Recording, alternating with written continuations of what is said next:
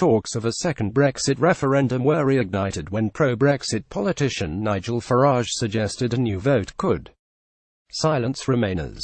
But Dr Wollanston warned a second Brexit vote could actually have terrible repercussions on the UK.She said we should not be talking about referendums or second referendums at this point. I think the trouble with saying that now is that it would just encourage the European Union to give us the worst possible deal. We have to cross that bridge when we come to it.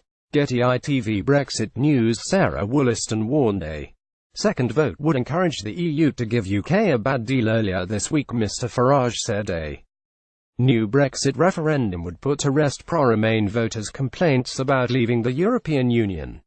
Dr Wollanston said the UK government should focus on ensuring the House of Commons accepts the terms of the final deal agreed with Brussels to avoid a Brexit cliff edge.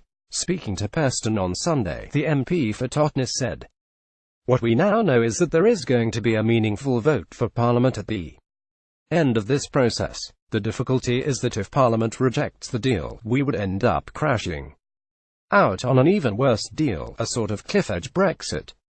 Saying that now is that it would just encourage the EU to give us the worst possible deal." Sarah Wollaston. Brexit Shadow Secretary Sir Keir Starmer warned Labour could reject the final Brexit deal if it fails to meet his red lines to ensure Britain remains commercially close to the European Union. Speaking at a meeting of the Fabian Society, the Sir Keir said, "If what comes back does not provide for a strong and collaborative relationship, we're not signing it.